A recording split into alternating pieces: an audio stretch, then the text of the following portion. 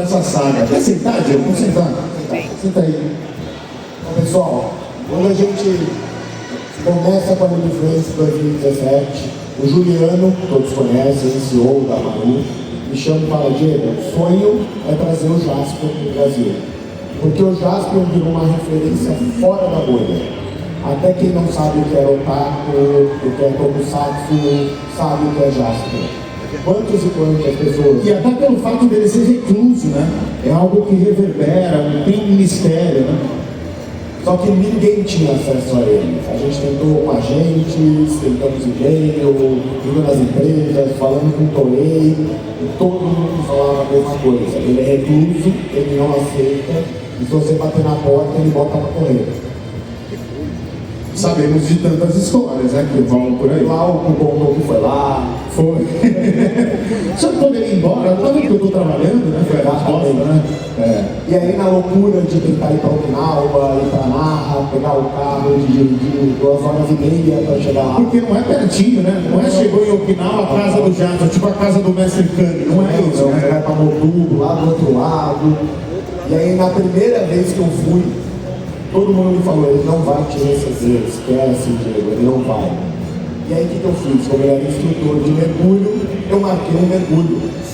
Só que com brasileiros ele não atendia. Então eu peguei uma japonesa, uma intérprete para me ajudar, e ela marcou um mergulho. Só que eu nunca tinha mergulhado na vida. Como que você ficou sabendo que ele não atende brasileiro? Tentando. Falando com brasileiros que moram em Okinawa, eu venho de uma área das artes marciais, eu amo isso aqui desde pequeno. Então eu tive academia de jiu-jitsu, eu sempre lutei, tenho vários amigos pelo mundo que tem academia, e consegui um contato no Japão e falaram que ele não iria atender, não adianta. E quando eu marco esse mergulho, eu chego para mergulhar, falei: eu vou mergulhar, né? Nunca mergulhei na vida. E aí ele só me recebe e fala: bora pro barco. Vamos pro barco. Botei a roupa de mergulho, ele falou: você já mergulha, né? Claro. E aí vamos para alto mar, Okinawa. Um dia antes tinha passado um taifun, não tinha nada, o barco estava parado, não tinha nada.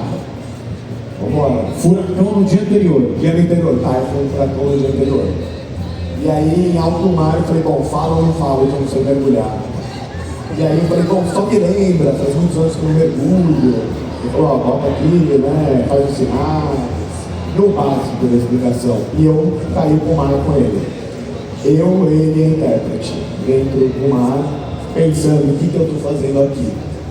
Tudo para levar o Jaspion para o Brasil.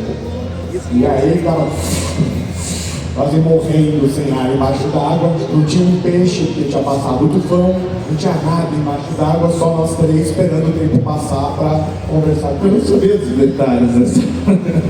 E como que foi a revelação? E aí quando voltamos para o barco, um frio lascado, ia dar uma água quente para jogar e tal, eu falei: olha, é verdade que eu nunca mergulhei, eu estou aqui só por sua causa, realmente eu sou brasileiro, não fica bravo, eu vim para te conhecer, e realmente você é um cara fantástico. Eu fiz trocadilho, que era fantástico já, eu segurei. E aí ele ficou meio assim, mas ele falou: pô, gostei da atitude, vamos almoçar juntos.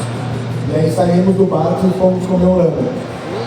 Um lugar que ele gostava. Até tem umas fotos aí, se você quiser depois que a gente vai colocar. Quer mostrar já ou a gente... Pode mostrar, né? Não, espera, você dá uma revelação, né? Então calma, pessoal. E aí fomos almoçar juntos, conversei, expliquei o que era Anime Friends.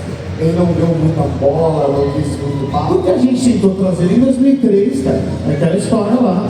Era o primeiro Anime Friends. Falei com ele por telefone, só que ele estava animado. Houve algo no meio tempo que ninguém sabe direito o que é. Ele estava animadíssimo em 2003, só que a gente não tinha grana, tinha cachê. Ah, não tem como, alta temporada e tal. Depois, 2007, 2008, falei com ele de novo, atitude soturna, não me procure mais. Então, não sei. Algo aconteceu. Algo aconteceu, e eu acho que não é nenhuma das teorias que a gente vê na internet, nada disso. Porque é com japonês também, não é só com brasileiro. E daí a gente acabou o almoço, eu agradeço, ele fala: tchau, tchau, tchau, vai embora. Mas ele pegou o contato da intérprete. E ele ligou e falou: fala que eu quero jantar com o Diego, porque ele jantar na minha casa. cara se apegou, se afeiçoou. E acabei indo jantar na casa dele, ele fez aquela sopa de verduras, tofu, O nabê. exatamente, porque eu não como nem verduras nem tofu. Já mergulhei, ninguém não quer comer, né? Vamos dar calma, né? Agora, o preço, né? E eu não bebo também, então ele cheio de cerveja, como você não bebe? Mas vamos conversar. E ele foi bebendo, foi conversando, e ele se tornou engraçadíssimo. Ele era muito bom em imitar comediantes. Só que eu não conhecia nenhum comediante japonês. Então ele levantava, fazia caras, bocas, vozes, a intérprete ria, e eu ia junto ali para interagir, né? Ele é muito expressivo. Muito. E acabou o jantar e ele falou, olha, eu vou ser muito honesto com você, obrigado, gostei de você, mas eu não quero ser mais artista, não quero nada relacionado ao meu passado, obrigado, se quiser vir aqui falar um oi, tudo bem, mas eu não vou. Nesse jantar vocês chegaram a falar de Jaspion? Porque pô, no Brasil você não tem noção, nem ano passando. Eu falei por cima, até a intérprete falou que tinha um amigo que morava no Brasil e o apelido era Jasper, e Jasper virava um apelido de descendentes, que era era quase como uma expressão, tipo virada no Jiraya, mas era o apelido Jasper. Teve mesmo nessa época, né? Teve. E ele falou, não, legal, mas não quero nem mais ser relacionado. E ponto.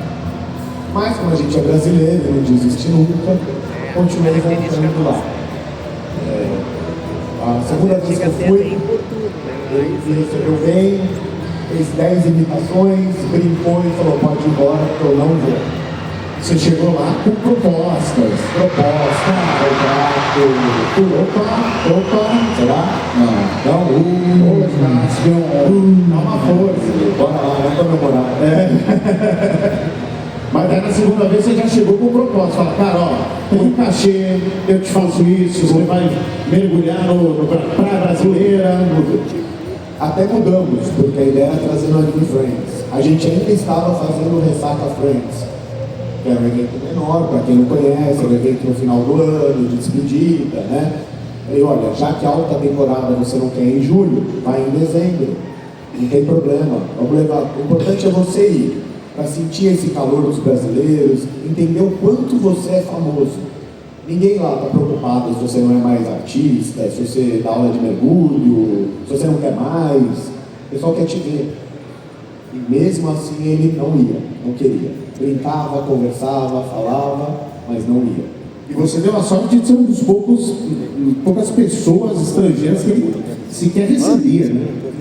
E ele falava, não adianta vir aqui, porque outro dia veio um cara bater na minha janela, falou, Jasper, eu vou ficar mais bravo aí. Putz, a gente sabe quem é, né? Isso não se faz, gente. Ficar bem bravo. E aí, indo várias vezes, na pandemia eu parei de ir, pós-pandemia eu fui mais uma vez, conversei com ele, sentei na frente da casa dele, ele tinha a casa dele, um espaço para carro e uma outra edícula que ele ficava enchendo os tubos de oxigênio para o mergulho. Então ele botava para encher o tubo e a gente sentava ali num tijolo, num meio banco e ficava batendo papo. Caraca, meu, e a Mother Earth, né? Mother Earth. Era uma empresa que rolava, tinha muita gente que A frequentava. Mother Earth era a casa dele, uma mesinha na frente e só agendamento, não tinha nada nem ninguém. Caramba, Minúscula. que ele tocava sozinho, tocava com a esposa, né? Na época que ela era viva e tal. E aí, pós-pandemia, você foi sem avisar. Sempre sem avisar. Sem avisar, você aparece lá. Aparecia lá. Tá. Ele era super receptivo, conversava, de repente dava os 5 minutos e falava, então tá bom, obrigado, não quero mesmo. E acabava, tipo, vai embora. E vai embora, obrigado. Aí 2 vezes eu fui e ele não tava, não tinha ninguém na casa. Então foi até o que não. Foi até Okinawa, de ia lá. Não tava mesmo. Tava mesmo.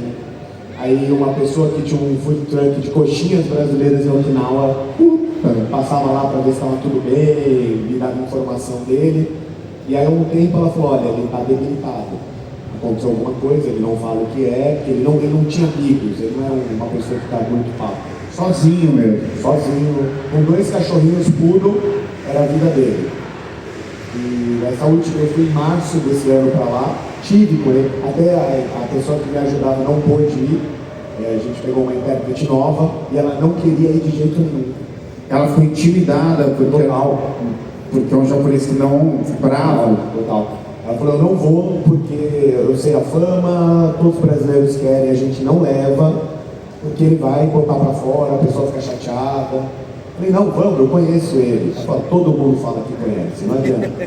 Foi 1 hora de conversa para convencê-la, aí pegamos o carro, fomos até Mutumbu, onde ele fica.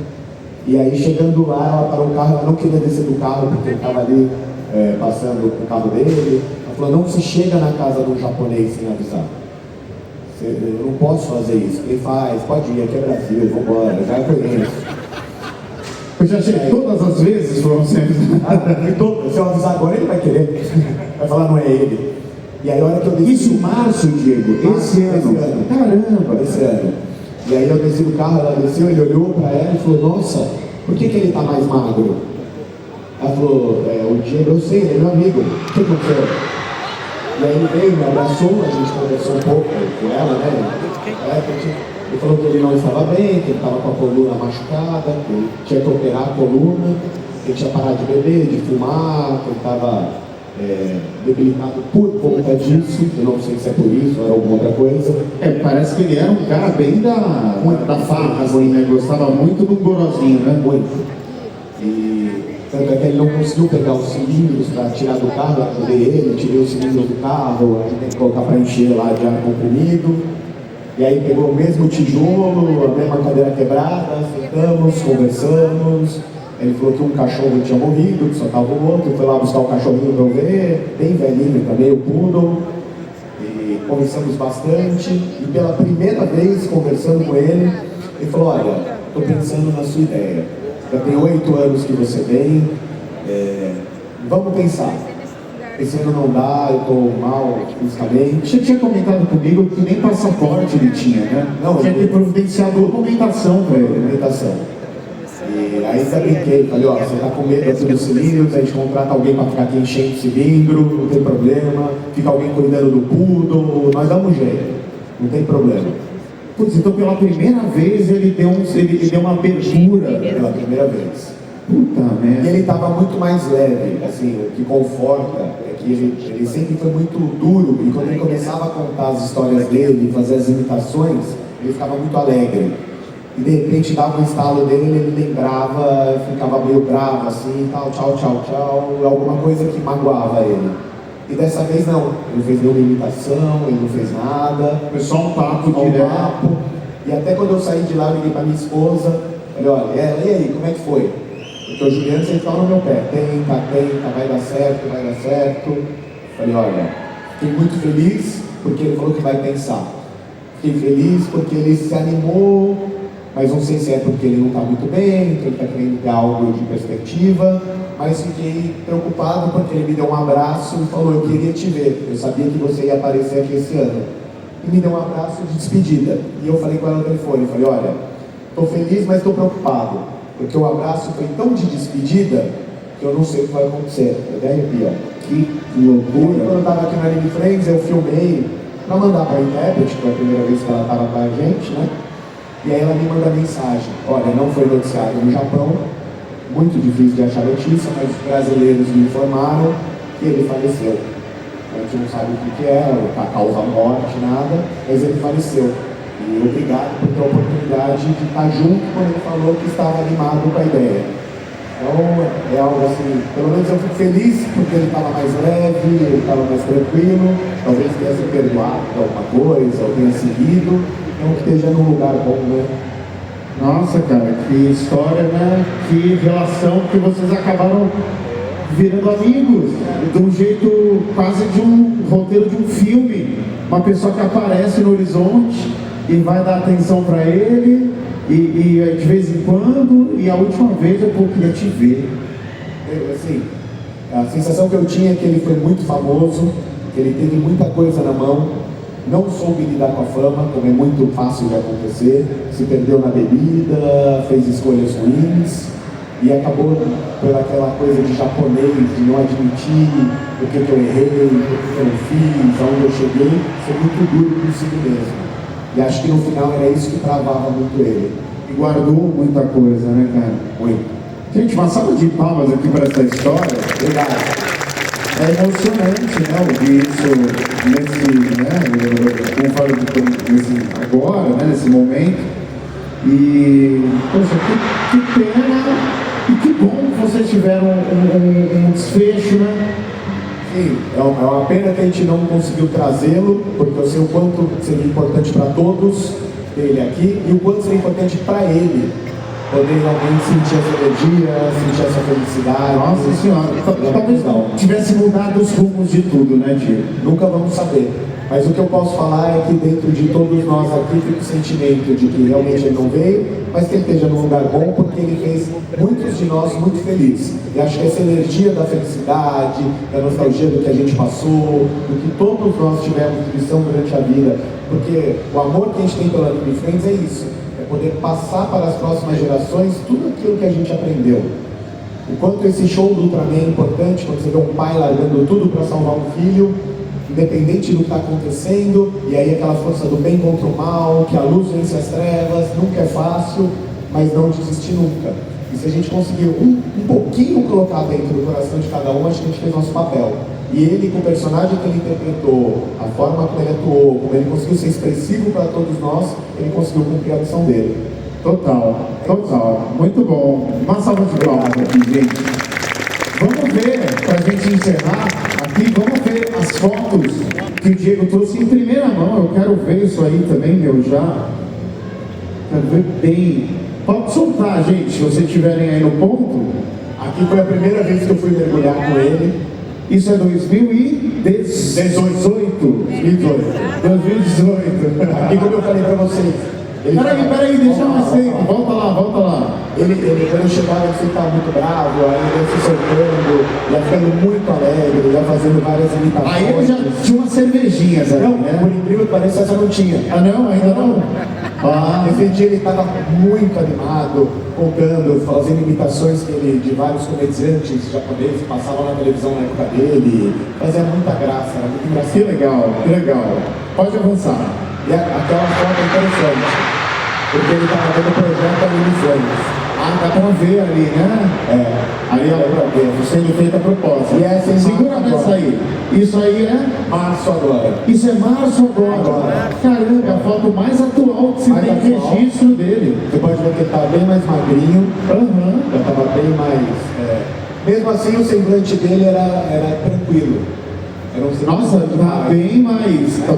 Ele mudou. A energia dele estava muito... Assim, por mais que eu tivesse sentido essa... Poxa, eu queria também você imagina, né, cara? Desde o começo, desde o primeiro Anime Friends, tinha os cachorrinhos. Sempre teve. Ele dá um valor, um amor. A esposa faleceu.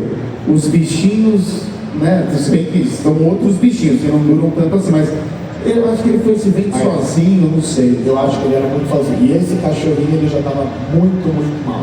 Estava bem mal. No finzinho mesmo. Ele pega ele no colo, ele fica tremendo, já não tem mais os dentinhos, já estava bem Entendi. Tem mais alguma? Não, só essa. Bom, essa daí. Gente, uma salva de palmas de novo. Que material incrível. Que privilégio para a gente ter acesso ao Ernesto. Obrigado, cara, por ter disponibilizado isso pra gente. Nesse último dia de Anime Friends, não podia passar em branco, né, uma coisa que foi tão importante para a cultura pop aqui do Brasil. Né? Como homenagem, eu achei muito importante, eu falei com o Ricardo, eu falei com o Juliano, compartilhar com vocês. Porque a gente nunca falava nada, né, para ninguém. Eu ia lá quieto, esperando um momento que desse certo. E não deu certo de um jeito, deu de outro. Ele não caiu aqui, presença física, mas está aqui com a gente, pelo menos no pensamento de cada um, no dia de cada um, né? Acho que Inspirando o evento, inspirando a gente a representá-lo daqui para frente, né, nas próximas edições. É isso aí, gente. Diego, muito obrigado, cara. E vamos encerrar com chave de ouro, hein? Vamos encerrar com chave de ouro. Valeu, Diego. Valeu. Poxa, que legal, hein? Que emocionante. Um registro aí inédito pra gente aqui. Bom, eu imagino.